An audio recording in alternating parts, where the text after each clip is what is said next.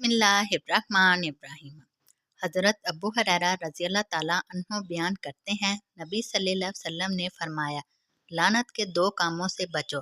सहाबा ने कहा, ए अल्लाह के रसूल, लानत के वो कौन से दो काम हैं? आप सल्लल्लाहु अलैहि वसल्लम ने फरमाया, जो लोगों के रास्ते में या इनके साए में बहाना करता है। सुनन अबू दाऊद, हदीस नंबर 25। हमीद हमीरी अब्दुर्रहमान के साहबजादे कहते हैं कि मैं एक साहब से मिला जो रसूल अल्लाह सल्लल्लाहु अलैहि वसल्लम की सोबत से फैज़ याफ्ता थे, जैसे कि हज़रत अबू हुरैरा रज़ी अल्लाह ताला अन्हो आप सल्लल्लाहु अलैहि वसल्लम की सोबत में रहे थे। उन्होंने बयान किया, रसूल अल्लाह सल्लल्लाहु अलैहि वसल्लम ने मना फरमाया कि हमारा कोई शख्स हर रोज़ कंघी करे या अपने गुसलखाने में पेशाब करे। सुनन अबू दाऊद, हदीस नंबर 28।